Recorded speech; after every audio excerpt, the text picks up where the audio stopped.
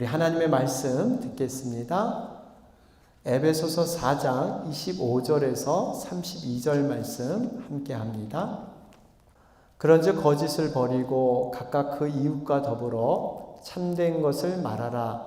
이는 우리가 서로 지체가 됨이라. 분을 내어도 죄를 짓지 말며 해가 지도록 분을 품지 말고 마귀에게 틈을 주지 말라. 도둑질하는 자는 다시 도둑질하지 말고 돌이켜 가난한 자에게 구제할 수 있도록 자기 손으로 수고하여 선한 일을 하라.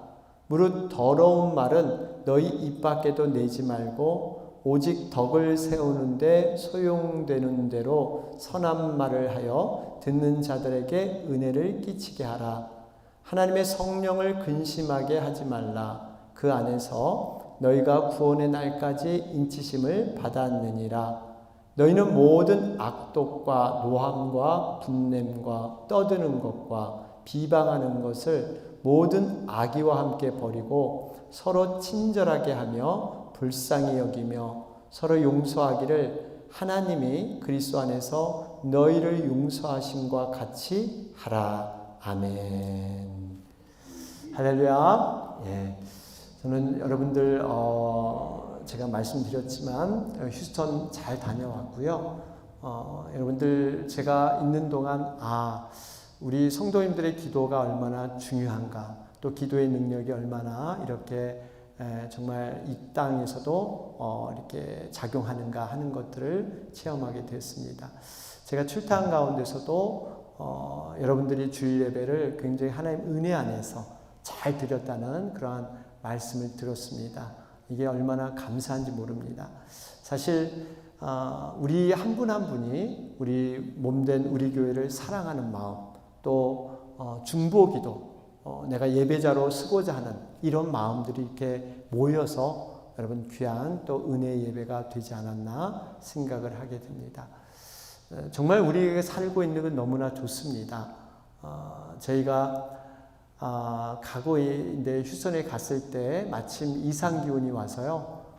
보통 최고 온도 110도, 그리고 밤에도 이 기온이 떨어지지가 않습니다.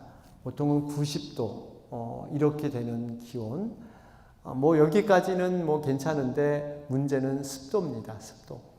굉장히 이렇게 축축한 한국의 한여름의 그런 날씨 같은 이런 느낌이 있고요. 또 우리는 별로 경험하지 못한 모기도 있습니다. 모기.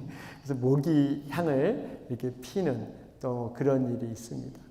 정말 우리가 여기 살고 있는 곳이 얼마나 좋은가. 우리 기후 환경, 정말 날씨 이런 것이 얼마나 이곳이 좋은가 하는 실감을 역시 집을 떠나봐서 고생해봐야 집이 좋은 거 안다 그랬는데 이쪽이 얼마나 좋다는 거. 그래서 그분들 그래요. 여기 어디 정말 볼 데도 없고 나갈 데도 없고 그래서 자기들은 열심히 신앙생활 한다. 이런 농담도 하는데 정말 우리가 살고 있는 것이 얼마나 감사한가. 자, 감사한 것을 우리가 살면서 느껴야 되는데 나가봐야 느끼니 참 안타까움은 있습니다. 이러한 자연 환경, 또 여러 가지 열악한 환경이었지만 그럼에도 불구하고요, 하나님께서 저희 가정에 많은 감동과 깨달음과 특별히 하나님께서 예비하신 그런 은혜들이 그곳에 있었습니다. 저는 한마디로 이런 갔다 온 소감을 좀 말씀을 드린다면 그냥 한마디로 충격 그 자체였다. 이렇게 표현을 할 수가 있습니다. 휴스턴 교회에서 정말 감사한 것은요, 모든 분야를 다 오픈해 놓았어요. 그 교회에 어떤 곳이든 살펴보면 다 살펴볼 수 있도록 과거에 있던 그 문서들, 교회가 어떻게 시작하고 어떻게 가정교회를 이루고 어떤 과정을 통해서 어떤 공문을 통해서 이런 낱낱이 모든 문서들을 다 볼 수 있게 그렇게 해놨고요. 또 모든 모임에 거기선 침례교이기 때문에 집사회의라 그러죠. 우리는 당회에 해당하는데 이 당회에도 참석을 하고 각종 예배, 모임, 모든 곳에 다 참석할 수 있도록 그렇게 해놨습니다. 또 담임 목사님이 또 바쁘신 가운데서도 우리와 몇 차례 상담을 통해서 우리 실정에 맞는, 우리 교회 실정에 맞는 여러 가지 조언을 또 해주시는 또 이러한 배려도 주셨습니다. 제 기억에 남는 것은 무엇보다도 이 목자님들과의 면담이었습니다. 그곳엔 한 150여 개의 목장이 있습니다. 목자, 목녀님들이 쭉 그 안에 이렇게 포진해 있는데, 어떤 이 목자님은 26년, 30년, 가정교회를 이제 시작한 지가 30년이 됐는데, 처음 시작할 때부터 지금까지 계속 목자 생활을 하신 이런 분들도 계시더라고요. 그래서 이제 목장의 예배에 초대돼서 함께 말씀을 나누기도 하고, 또 목장에서 일어난 성령의 역사들을 생생하게 들을 수 있도록 목자, 목녀님들을 만날 수 있도록. 그래서 제가 가니까 바인더에 이 목자, 목녀님들 전화번호랑 이메일 주소가 쫙 기록되어 있어요. 그래서 제가 누구 목자님 만나기 원하면 전화해서 그분이 약속을 서로 하고 만남을 갖는, 그래서 식사를 하면서 그분이 한 3-4시간 여러 가지 목장에서 일어났던 이러한 성령의 역사, 놀라운 하나님의 은혜를 함께 나누는 이런 시간이 있었습니다. 저는 이 시간이 너무나 좋았어요. 근데 사실 처음에는 좀 의아하게 생각했던 부분도 있습니다. 이분들이 그냥 다 은퇴하신 분이 아니더라고요. 생업을 갖고 계세요. 생업에 종사하면서 목장 식구들 또 신방하면서 돌보면서 목양하면서 이렇게 저희 또 목회자가 왔을 때 헌신적으로 이렇게 와서 함께 상담을 나눠주는 것. 여러분, 이거 쉽지 않다. 어떻게 이렇게 할 수 있을까? 처음엔 굉장히 저도 의아함이 들었습니다. 제가 이 연수관에 가보니까 연수관이요, 보통 2층에 4가정, 밑에 2가정, 이렇게 6가정이 함께 지낼 수 있도록 건물을 지어놨어요. 근데 저는 저 혼자만 있었어요. 다른 분들이 더워서 안 왔는지 몰라도 그 전에 한 차례는 엄청 왔다 그러더라고요. 그런데 이렇게 365일 보통 2주에서 3주, 어떤 분은 4주 거기 계시면서 이렇게 연수를 하는데, 이분들을 수시로 이렇게 면담을 해드리고 상담을 합니다. 여러분 한번 생각해 보시면 그 방명록에 1000명이 넘는 이러한 분이 오고 가셨어요. 그분들은 1년에 한 40명, 50명 넘는 분들이 계속 돌아가는데, 이런 분들을 정말 열심을 다해서 상담해주고 그분들을 섬기는 이 모습을 봤을 때, 참 목사인 저로도 과연 이것을 할 수 있을까? 이렇게까지 할 수 있을까? 저는 정말 자신이 없더라고요. 그런데 그분들은 그것을 열정을 가지고 이게 하나님이 하시는 것이고 또 복받는 그러한 통로가 된다는 확신이 있기 때문에 그걸 정말 이렇게 싫은 내색 안 하고 모든 것들을 같이 이렇게 나눠주었습니다. 제가 참 이렇게 할 수 있었던 저력이 어디 있을까? 이게 어떻게 보면 가정교회의 그런 힘이 아닐까 하는 생각을 하게 되었습니다. 우리 가정교회의 모토가 남을 행복하게 하는 것이 곧 나의 기쁨이고, 남을 성공시켜주는 것이 곧 우리의 성공이다.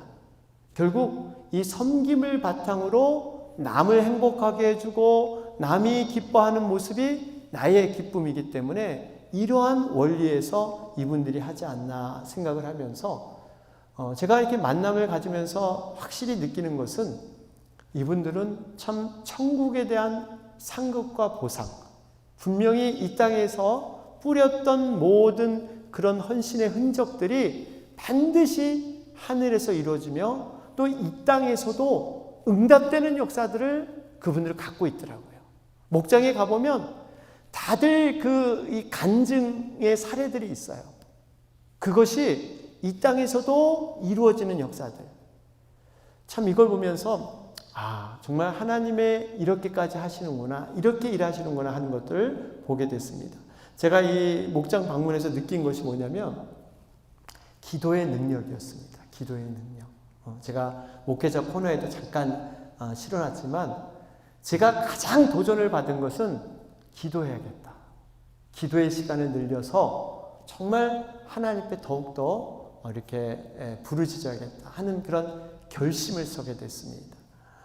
제가 한 목장을 방문을 했는데 우연히 그 어떤 목자님과 면담을 하면서 그 교회의 전설적인 전도를 가장 잘한다는 이러한 분의 이름을 알게 됐어요.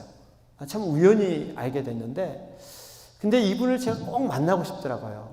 이분은 코로나 이런 시대에도 계속적으로 사람을 전도해서 예수님 영접시키고 세례받게 하고 이런 일들이 다른 목장에는 조금 이렇게 낮아지고 조금 이렇게 없는데 계속해서 이분은 있었다는 거예요. 그래서 이분이 과연 어떤 분인가 해서 연락을 드려서 만나봤습니다.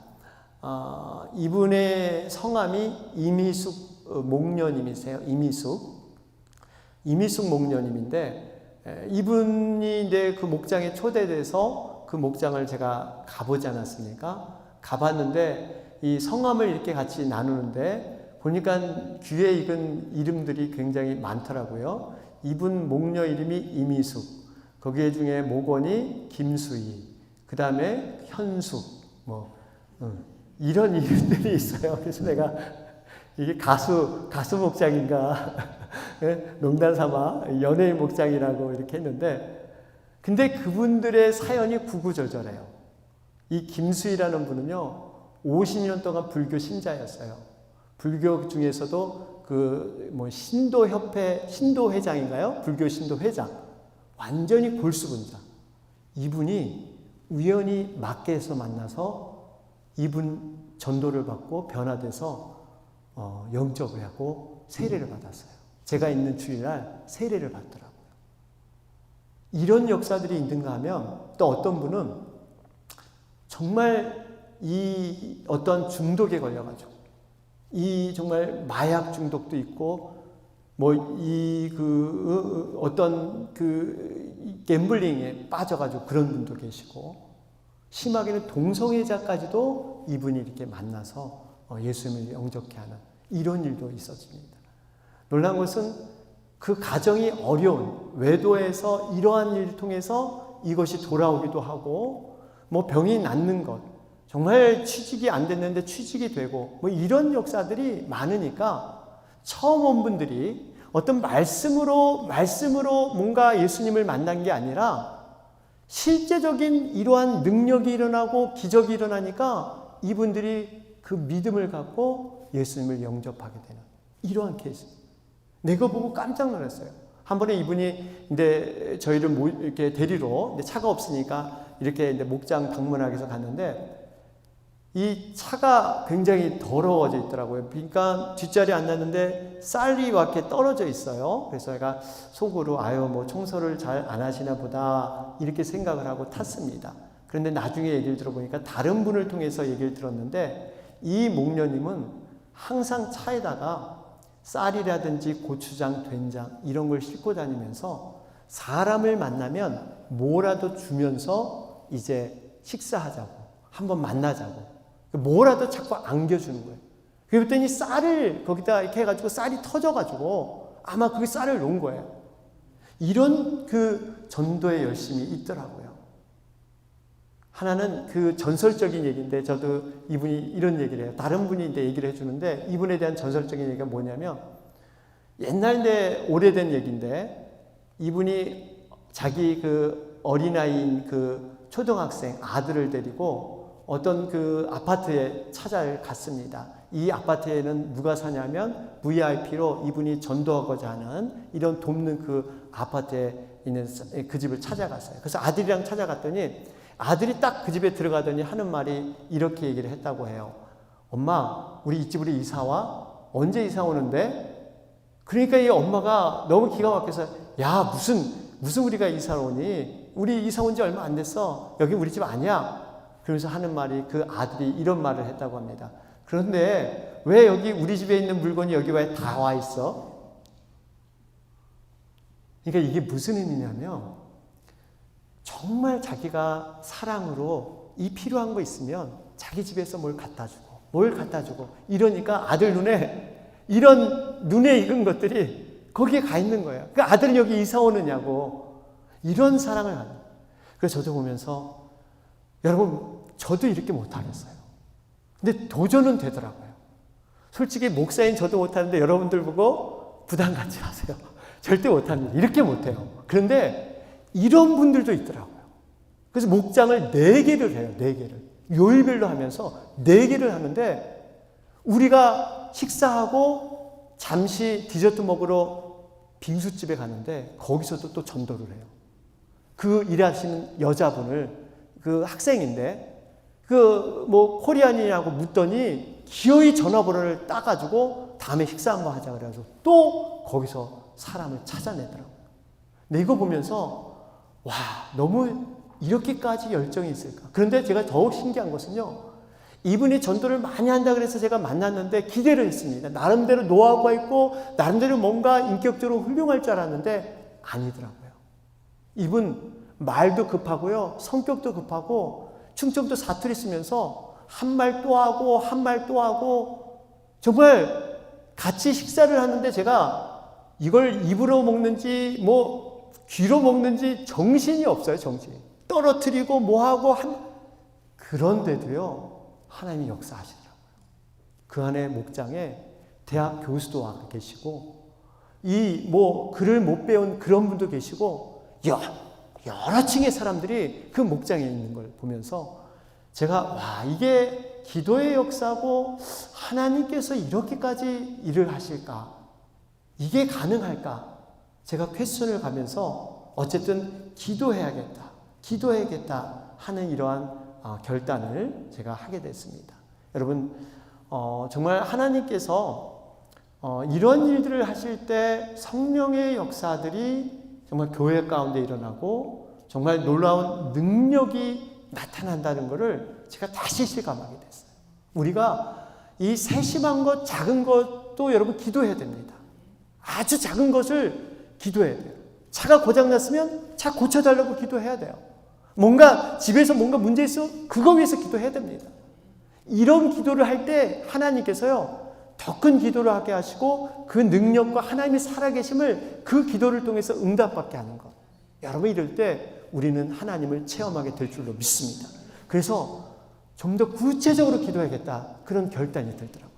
여러분 기도 제목 있으면요 저한테 좀 알려주세요. 제가 근데 기도 시간을 좀 길게 잡으려고 그러니까 기도거리가 많아야 됩니다. 그래서 여러분 기도 우리 같이 하자고요. 오늘 저는 이 말씀을 목장 우리 방문하면서 초대교회에 대한 이 상황들을 다시 한번 말씀을 통해서 좀 떠올렸습니다. 여러분 이 초대교회를 보면 헬라파와 유대파 원수지간입니다. 세상에선 얼굴 안 볼 사람들이 한 교회 안에서 주님의 사랑으로 함께 섬기는 놀라운 일들을 감당하게 되죠. 오신 것 같습니다. 여러분 이 정말 이 초대교회와 같은 역사들이 그곳에 일어나는 걸 보면서 이런 도전이 됐습니다. 오늘 본문에 나오는 이 에베소 교회는요 바로 그런 교회로 우리가 볼 수가 있습니다. 에베소 교회는 사실 외형상 굉장히 이상적인 교회, 좋아 보이는 교회를 하고 있었습니다. 여러분 이상적인 교회라고 하면 무엇이 떠오릅니까? 뭔가 교회 소문이 좋다, 교회 위치도 좋다, 또 목회자가 누구냐, 뭐 아니면 또 교인들의 수준이 어느 정도냐, 뭐 이런 것을 가지고 보통 사람들이 이상적인 교회다 생각을 많이 하죠. 에베소 교회가 어떻게 보면 이 외형적으로는 굉장히 이상적으로 보이는 교회였습니다. 에베소는요 위치가 좋았습니다. 항구 도시였어요. 소아시아 교통의 중심지, 모든 사람이 찾아올 수 있는 매력적인 곳이 에베소였습니다. 목회자는 누구였냐면요 이 사도 바울이 이 교회를 창립했습니다. 사도 바울 하면 영적으로 모든 사람들에게 입증된 그러한 영적인 리더였습니다. 바울의 제자들이 에베소 교회에서 직분자로 섬기면서 이렇게 사역했던 교회. 여러분 얼마나 멋지지 않습니까? 또 에베소 교회가 이상적인 교회가 될 수 있었던 것은 교인들의 생활 수준도 높았고요. 믿음의 정도도 굉장히 좋았습니다. 에베소 사람들에게 나름대로 자부심이 있는데 그게 뭐냐면 다른 지역에는 로마 군인이 주둔을 해서 로마가 이렇게 관할하는 이러한 시기였는데 에베소에는요 로마 군인이 주둔하지 않았습니다. 유대인 입장에서는 굉장히 프라우드한 이러한 곳이 에베소였습니다. 더군다나 이 에베소 교인들은요 로마 황제를 숭배하는, 그리고 그곳에는 화려한 그 아데미 신전이라는 것이 있어서 정말 웅장하고 거대한 이 아데미 신전, 그리고 황제를 숭배하게 되면 경제적인 이득을 얻게 되고 또 출세하기도 굉장히 용이합니다. 이러한 것을 거부하면서 그들은 믿음을 지켰다. 우리는 이 정도야, 이런 믿음을 갖고 있는 사람들이야 했던 사람들이 에베소 교인들이었어요. 말 그대로 외형적으로 보면 너무나 이상적인 교회, 너무나 남들이 부러워하면서 정말 훌륭한 교회라고 생각할 수 있는 외적인 조건이 에베소 교회에 다 갇혀 있었습니다. 그런데 내부적인 상황을 들여다보면 사실 그렇게 부러워할 만한 이러한 요소들이 나타나지 않습니다. 오늘 본문 25절 말씀을 보시면 뭐라고 기록됐냐면요, 그런즉 거짓을 버리고 각각 그 이웃과 더불어 참된 것을 말하라. 거짓을 버리라 그러는 것은 그들이 거짓말을 일상에서 많이 했다는 겁니다. 이 거짓을 너희들 내려놔라. 26절에 분을 내어도 죄를 짓지 말며. 그러니까 에베소 교회는 껐하면 분내기를 잘했다는 거예요.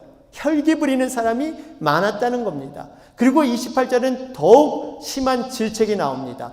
도둑질하는 자는 다시 도둑질하지 말고. 여러분, 세상 사람들이 아닙니다. 교인 중에서 도둑질을 잘하는, 도둑질을 일삼는 사람들이 있었다는 겁니다. 그러면서 29절에 무릇 더러운 말은 너희 입 밖에도 내지 말고 오직 덕을 세우는데 소용되는 대로 선한 말을 하여 듣는 자들에게 은혜를 끼치게 하라.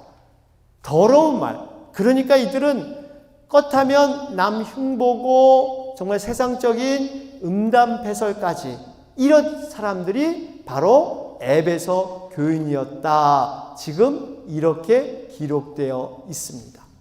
여러분, 이런 모습을 보면 과연 이 교회는 정말 내가 꿈꿔왔던 다니고 싶은 이런 교회야?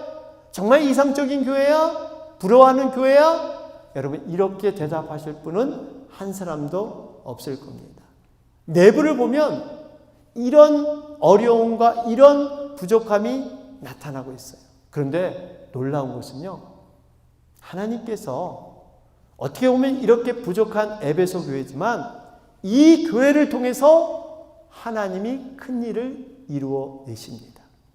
이게 하나님의 놀라운 역사의 방법이에요. 사도행전 19장에 보면 바울을 흉내냈던 이 마술사가 들통이 나면서 성령 사역에 대한 두려움을 갖게 되는데 에베소에 거하는 유대인과 헬라인들이 다 이를 알고 두려워서 예수의 이름을 높이고 회개하는 놀라운 일이 일어나게 되는데 그 중심에 바로 에베소 교회가 있었습니다. 에베소 교회가 이 일을 하는 데 있어서 가장 쓰임받으면서 하나님의 말씀의 힘을 얻고 하나님의 영광을 서는 교회가 바로 이 에베소 교회였습니다. 그 말씀이 사도행전 19장 20절에 있습니다. 여기 보면 이와 같이 주의 말씀이 힘이 있어 흥왕하여 세력을 얻으니라. 이게 바로 에베소 교회예요. 세력을 얻었다. 하나님의 능력을 전파하고 많은 사람들이 이 교회로 그렇게 영혼구원이 일어났다 말씀하고 있습니다. 여러분, 우리가 이것을 통해서 깨닫는 것은 아무리 이상적으로 보이는 교회도 부족함이 있고 연약함이 있다는 사실입니다. 말씀과 성령의 능력을 경험했지만 여전히 세상 사람보다 연약한 그런 부족함이 있을 수 있다는 거예요. 그리고 교회는 어떤 곳이에요?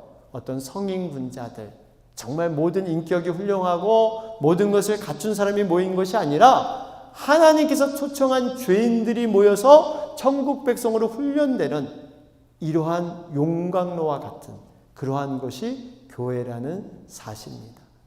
제가 전에 한번 말씀드렸죠. 교회는 병원이다. 이런 말씀을 드리면서 병원 중에서도 야전병원. 여러분 야전병원이 뭔지 아시죠? 전쟁터에서 그냥 제대로 갖춘 것 없이 그냥 천막을 치고 그냥 이렇게 의자 베드 몇 개 놓고 그냥 진료하는 곳. 여러분 이곳은 정말 이 침대도 부족하고 의료진도 부족하고 전쟁 중이라서 환자들은 많고 환자들은 또 나만 아프다고 소리 지르고 간호사, 의사는 부족합니다. 공급되는 약품도 부족합니다. 그런데 그럼에도 불구하고 그곳에서 치유의 역사, 치료의 역사가 일어난다는 사실입니다. 결국 에베소 교회도 사람들이 보기엔 부족했지만 하나님께서 그 교회를 통해서 일하시고 역사하셨다는 사실입니다. 왜 그럴까요? 교회의 머리는 바로 우리 주님이 되시기 때문입니다. 교회 운영은 성령님께서 직접 하시기 때문이에요. 지상교회는 우리 눈으로 다소 부족해 보이더라도 우리 주님이 직접 그 교회를 관장하시고 운영하시기 때문에 성령님이 함께 하시기 때문에 놀라운 일들이 일어나게 될 줄로 믿습니다. 여러분, 교회는 자정 능력이 있다 그러죠. 자정 능력. 여러분, 바다는 오염되지 않습니다. 밀물과 썰물이 들고 나가면서 모든 걸 깨끗이 해요. 그러나 고인 강 같은 물은 여러분 폐수로 인해서 오염이 되게 되죠. 교회도 마찬가지입니다. 하나님께서 친히 이 교회를 움직이시고 정말 주장하신 것, 우리가 기도로 이 모든 것을 하나님께 올려드려야 될 줄로 믿습니다. 우리는 그저 하나님 말씀 앞에 순종하면 하나님께서 이 교회를 하나님이 세워주실 줄로 믿습니다. 그러면서 교회는 치유 공동체가 돼야 합니다. 치유돼야 돼요. 우리에게는 모든 사람들은요, 마음에 상처가 있습니다. 실수가 있고 허물이 있는 이것이 우리의 모습인데요. 치유 공동체가 되려면 가장 중요한 것은 가족 같은 분위기가 조성돼야 합니다. 치료 역사를 이루기 위해서는 긍정적인 분위기, 밝은 분위기, 여유의 분위기, 여러분 이러한 것이 이루어져야 될 줄로 믿습니다. 요즘 병원을 가보면 여러분 느끼세요? 병원 가보면 예전과 많이 달라진 게 벌써 이 벽의 페인트부터 색깔이 아주 환한 색으로 칠하고요. 과거에는 의사나 간호사가 전통적으로 새하얀 가운만 입었는데 이제 바뀌었어요. 좀 더 색깔이 있는 옷을 입기도 하고 어떤 분은 그냥 평상복을 입기도 하는데 여러분 이게 왜 그렇습니까? 환자들에게 뭔가 새로운 밝음과 긍정적인 분위기, 이러한 여유를 주기 위해서 환자 입장에서는 잔뜩 정말 이 무겁고 어두운데 환경마저도 어두우면 여러분 별로 아니죠. 이러기 위해서 병원이 그런 일을 합니다. 여러분 우리가 정말 이 긍정적인 치유의 공동체를 이루기 위해서는 우리는 무엇을 할 것인가? 오늘 본문은 명확하게 말씀해 주고 있습니다. 오늘 본문 말씀을 좀 보시길 바랍니다. 우리 본문에 보면 하지 말아야 할 것과 해야 할 것을 구분해 놓고 있죠. 여러분 29절 한번 같이 읽어볼까요? 29절 한번 읽어보겠습니다. 시작. 무릇 더러운 말은 너희 입 밖에도 내지 말고 오직 덕을 세우는데 소용되는 대로 선한 말을 하여 듣는 자들에게 은혜를 끼치게 하라. 여러분 여기 보니까 하라는 것과 하지 말라는 것이 분명히 구별되어 있습니다. 더러운 말은 입 밖에도 내지 말고 듣는 자들에게 은혜가 되지 않으면 하지 말라. 여러분 치유 공동체가 이렇게 이루어지려면 우리의 언어 사용을 잘해야 될 줄로 믿습니다. 여러분 우리가 병원에 가게 되면 환자에게 들리는 그 말 한마디는요 생명과 같습니다. 의사가 어떻게 환자에게 말하느냐, 또 주변에 그 병을 알았던 분이 어떻게 얘기하느냐, 여러분 여기에 따라서 그 사람의 마음은 올라갔다 내려갔다, 천국과 지옥을 왔다 갔다 합니다. 여러분, 그렇기 때문에 우리가 치유 공동체를 이루기 위해서는 밝고 긍정적인, 남을 높여주고 격려해주고 칭찬하는 말, 여러분 이런 말을 많이 사용해야 될 줄로 믿습니다. 말에는 분명한 권세와 힘이 있습니다. 그래서 하나님께서 말씀 하나만으로 이 세상을 창조하셨어요. 말에는 권세와 능력이 있기 때문에 가능하다는 거예요. 여러분, 우리의 말은요, 두 가지를 다 할 수 있잖아요. 사람을 살리기도 하고 사람을 죽여서 파괴하기도 하는. 여러분, 말은 칼과 같다고 그런 말 많이 하지 않습니까? 생명을 살리는 그러한 의사, 수술의 칼로도 쓰이지만 강도가 사람을 죽일 때 사용하는 칼로도 우리의 말이 사용될 수 있다는 거예요. 여러분, 그렇기 때문에 우리가 말을 잘 사용하는 것 쉽지 않습니다, 사실은. 그래서 말이 온전하면, 여러분, 말을 실수가 없으면 온전하다, 온전한 사람이다라고까지 말씀하지 않습니까? 아무쪼록 우리가 말에 대한 것을 다시 한번 돌아보는 그런 우리가 됐으면 좋겠습니다. 둘째로, 우리가 가족적인 치유 공동체를 이루기 위해서 무엇을 해야 되냐면요, 자기 중심성을 벗어나야 합니다. 자기 중심성. 여러분, 우리는요, 누구나 다 자기의 중심성을 갖고 있습니다. 타락한 본성을 갖고 있기 때문에 다 자기를 통해서 생각하고, 자기를 통해서 무슨 견해를 나가고 판단하고, 자기를 통해서. 여러분, 그렇지 않습니까? 31절에도 여기 보니까 너희는 모든 악독과 노함과 분냄과 떠드는 것과 비방하는 것을 모든 악의와 함께 버리고, 그래요. 여러분, 우리가 여기 보면 악독, 노함, 분냄, 떠드는 것, 비방, 이 모든 것은 어떻게 생기냐면 자기 중심성 때문에 이러한 모든 것들이 생겨난다, 기록되고 있습니다. 본성 자체가 타락했기 때문에 우리가 이러한 것들, 자기만 옳다고 하는 것, 여러분, 이것을 우리가 해야 할 것은 좀 더 객관화시키는 작업이 필요합니다.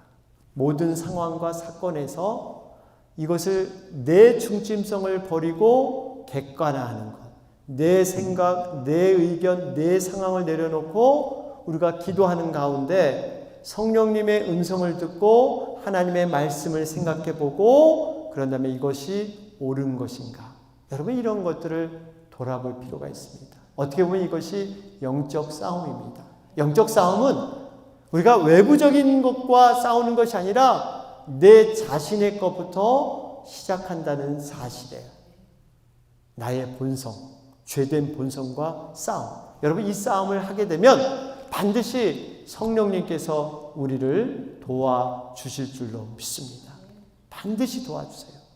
그래서 우리가 마지막 세 번째로는, 첫 번째, 말을 잘 사용해야 되고요. 두 번째, 자기 중심성을 벗어나야 되는데, 이 모든 것을 어떻게 할 수 있느냐? 우리의 결단, 우리의 각오, 우리의 결심, 그걸로는 안 된다는 겁니다. 오로지 한 가지 방법, 성령을 더욱더 의지해야 될 줄로 믿습니다. 본문 30절에 나와 있죠? 하나님의 성령을 근심하게 하지 말라. 그 안에서 너희가 구원의 날까지 인치심을 받았느니라. 성령께서는 인격적인 분이세요. 인격자. 그러니까 사람에게도 눈빛과 표정과 말씨를 통해서 기분이 좋고 나쁘고 나를 무시한 듯한 이런 걸 느끼듯이 성령께서도 분명히 느낀다는 거예요. 우리가 성령님을 어떻게 대우하느냐, 어떻게 그분을 인정하느냐에 따라서 근심이 되고 성령이 기뻐지고, 그분은 인격자예요. 옆에 같이 계시는 거예요. 여러분, 삶 속에 항상 성령님이 함께 하십니다. 그분과 대화를 해야 돼요. 그분과 얘기를 나누면서 이 사건에서, 이 상황에서, 이 판단에서 어떻게 하는 것이 좋습니까? 이것이 좋습니까? 이렇게 하는 것이 원하십니까? 우리가 나눌 줄 알아야 돼요. 이게 바로 우리가 성령님을 근심하게 하지 않는, 성령님이 함께 계시는데 나 몰라라 하고 내 뜻대로 하면 성령님이 점점 소멸해 가서 이제는 우리 안에 거하기를 싫어하는, 여러분 이런 모습으로 전락되고 맙니다. 우리가 이 세 가지를 좀 기억했으면 좋겠어요. 결론을 맺겠습니다. 여러분, 교회는 결코 훌륭한 분들만 모시는 곳이 아니라 죄인이 모이는 병원과 같습니다. 그런데 이 병원 안에는 용광로와 같아서 서로 부딪히면서 깎아지고 녹아지면서 치유와 성장의 과정이 일어나게 된다는 겁니다. 여러분, 우리가 치유와 성장은 결코 혼자 지내서 나만 하나님과 충만한 관계 결코 일어서지 않습니다. 하나님의 방법은 함께 거하면서 서로 깎이고 다듬어지고 서로 이렇게 하를 통해서 하나님이 만들어 가십니다. 우리가 잘 아는 여러분 외상후 스트레스 장애라는 그러한 용어를 여러분 들어보셨을 거예요. 영어로는 PTSD라고 하는데 외상후 스트레스 장애라는 용어가 나오게 된 배경이 있습니다. 이 용어가 나오게 된 배경은 베트남 전쟁 때문입니다. 베트남 전쟁을 치르고 나서 미국 병사들이 이제 본국으로 돌아왔는데 전쟁에서 여러분 얼마나 많은 참상을 경험했습니까? 죽어가는 그러한 동료들, 정말 이를 보고 분노도 느끼고 피해의식, 또 내가 지키지 못했다는 그 수치심, 더군다나 나도 총으로 쏴서 상대방을 죽였다는 이런 죄의식, 여러 가지 감정이 이렇게 교차되면서 이들이 일상생활에 다시 한번 이렇게 접속을 못하는 이런 어려움이 있어서 이것을 외상후 스트레스 장애 이렇게 명명을 했습니다. 이런 부정적인 형상들을 이렇게 조사하는 가운데 한 가지 깨달은 게 있었다고 합니다. 그게 뭐냐면 이 베트남전 전에도 이미 큰 전쟁이 있었죠. 바로 세계 제2차 대전.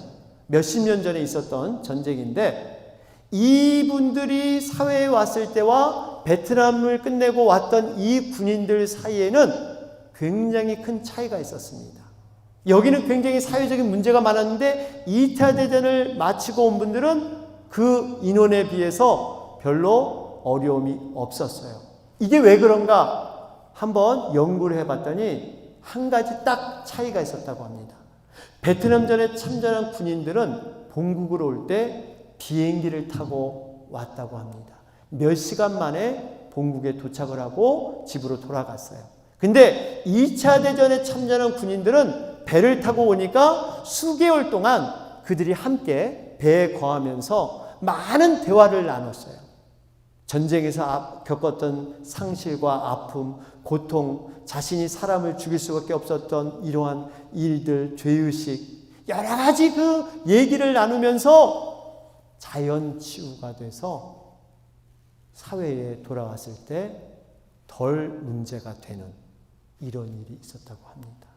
저는 이 원리가 바로 우리 목장이고 우리 교회가 돼야 된다고 생각을 합니다. 우리들의 아픈 상처와 우리들의 아픈 여러 가지 어려움들을 꺼내놓고 나누는 가운데 여러분 치유의 역사들, 기도 응답의 역사들, 여러분 이것이 반드시 이루어질 줄로 믿습니다. 교회와 목장은 바로 이런 곳이 돼야 돼요. 진정한 나눔, 그저 어떤 사건의 객관적인 나눔이 아니라 내 마음의 상처가, 내 마음의 깊은 내면의 고통이 같이 나눠지고 그를 통해서 기도하고 회복되는 역사들, 이게 바로 하나님이 기뻐하신 성령의 그러한 공동체인 줄 믿습니다. 결론 32절은 말씀하죠. 32절 서로 친절하게 하며 불쌍히 여기며 서로 용서하기를 하나님이 그리스도 안에서 너희를 용서하신 것 같이 하라. 여러분, 이 용서를 경험하면 치유가 됩니다. 용서하지 못했기 때문에 우리가 알 수 없는 질병 속에 많이 갇혀 있어요. 용서, 우리 자신부터 용서해야 됩니다. 내 자신을 용서해야 남을 용서할 수 있는 이러한 능력이 그 안에 나오기 때문이에요. 우리 다 같이 이런 목장, 이런 교회를 만드는 여러분과 제가 돼서 세상에 어떤 환자들이 와도 우리 교회 안에 들어오신 분들, 우리 병원에 들어오신 분들, 치유되는 역사들, 회복되는 역사들, 이것을 함께 나누는 여러분과 제가 되길 주님으로 축원합니다. 아멘.